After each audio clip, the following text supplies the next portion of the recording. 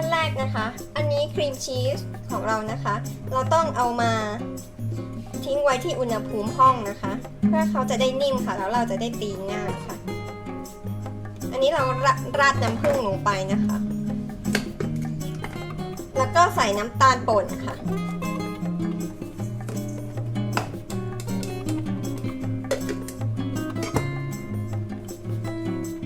แล้วก็ตีค่ะ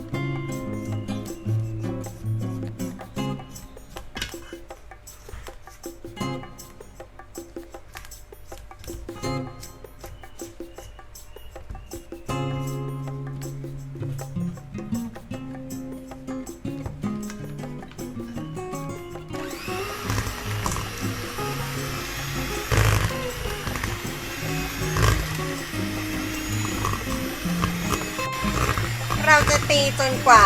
เนื้อเขาจะเนียนเข้ากันหมดนะคะ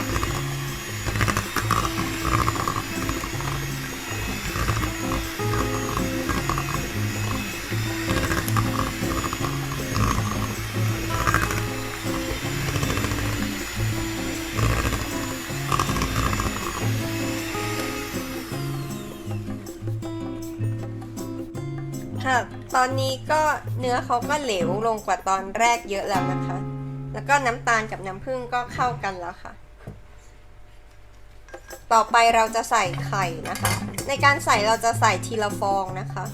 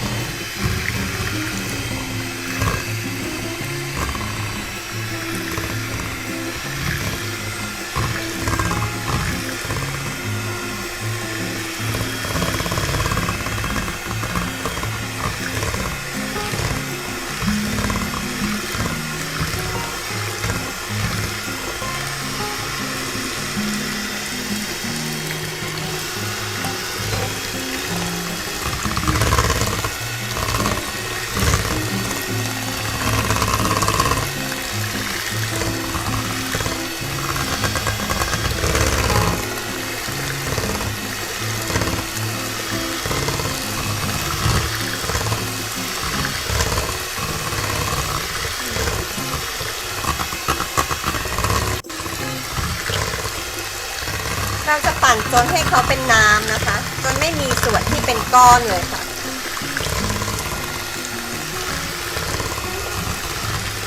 ตอนนี้ก็เหลืออีกนิดนึงค่ะเขายังเป็นก้อนอยู่นิดหน่อยค่ะ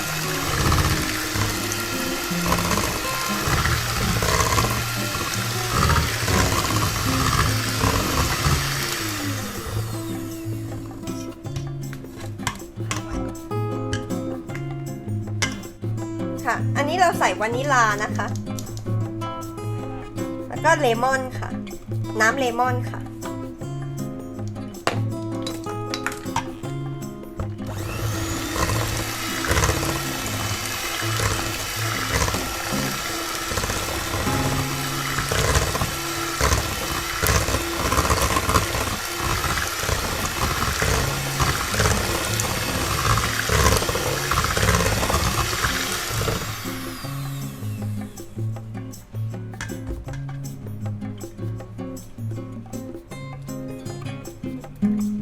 ดูค่ะรสชาติโอเคค่ะเราจะพักไว้สักแป๊บหนึ่งนะคะเราจะใส่วิปปิ้งครีมนะคะลงไปในแป้งเค้กค่ะเพื่อละลายก่อนนะคะให้เขาเข้ากันค่ะ ค่อยๆใส่วิปปิ้งครีมลงไปทีละนิดนะคะ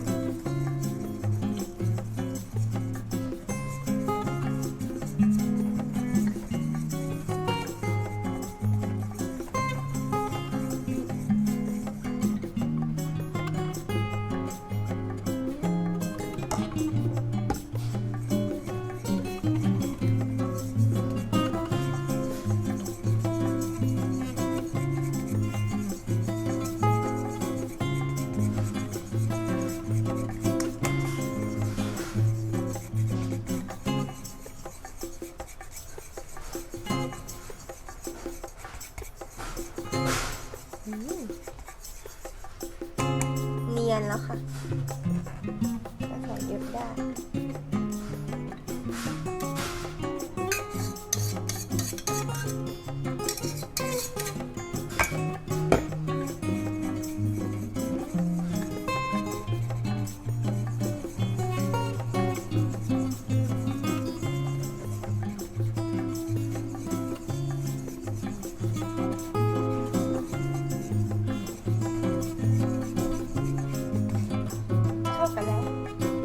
เข้ากันแล้วค่ะ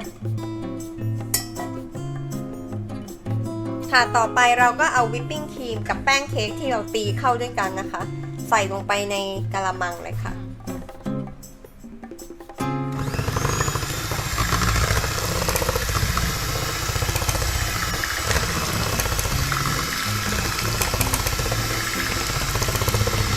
ค่อยๆใส่นะคะ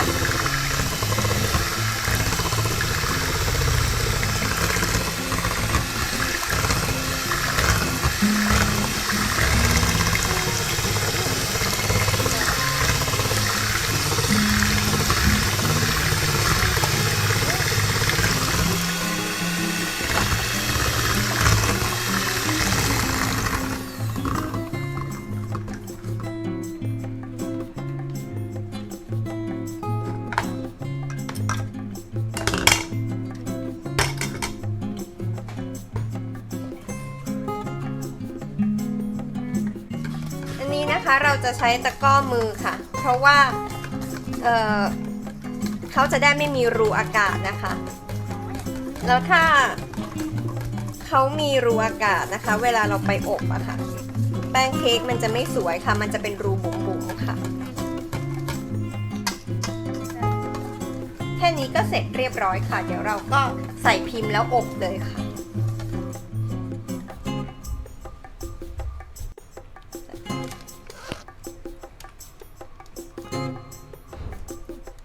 นี่เราใส่แป้นพิมพ์เลยค่ะ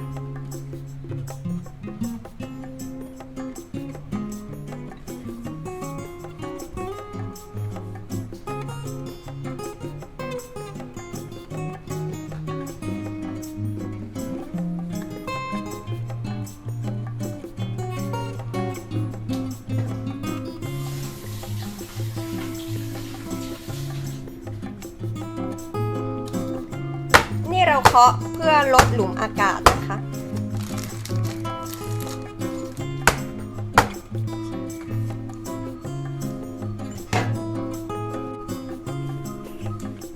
ค่ะมาอบกันเลยค่ะ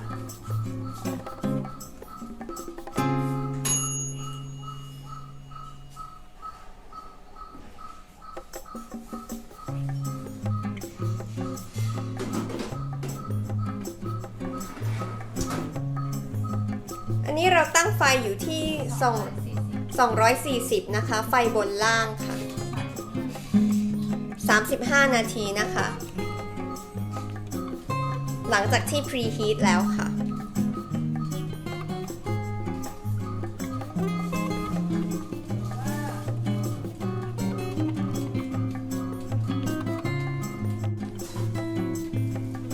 หรือว่าจะอบจนหน้าเขาเริ่มมีสีน้ำตาลนะคะเหมือนไหม้นิดนึงอะค่ะสวยๆค่ะ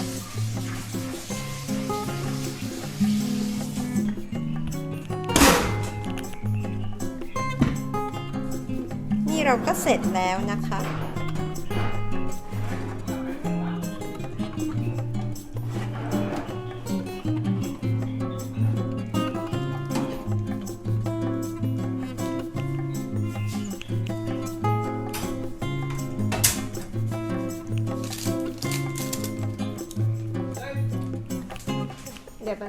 จากนี้นะคะเราก็จะพักเอาไว้ที่อุณหภูมิห้องนะคะจนกว่าเขาจะเย็นลงค่ะ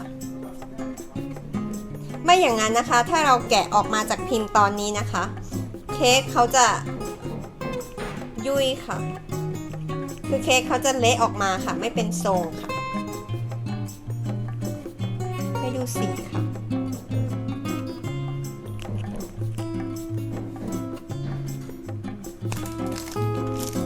หลังจากผ่านมาประมาณชั่วโมงกว่านะคะเราก็จะเอาออกได้ค่ะ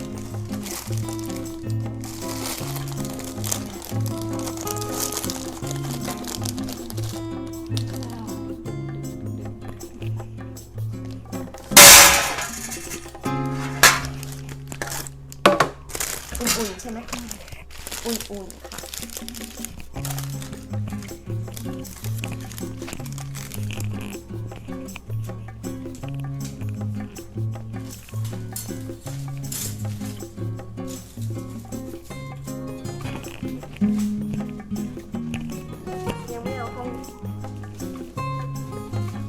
เดี๋ยวเราจะทิ้งเขาไว้สักพักหนึ่งนะคะให้อุณหภูมิเท่ากับอุณหภูมิห้องค่ะแล้วเดี๋ยวเราจะเอาไปเข้าตู้เย็นค่ะอย่าลืมกด Subscribe กดไลค์ให้ด้วยนะคะเพื่อเป็นกำลังใจค่ะ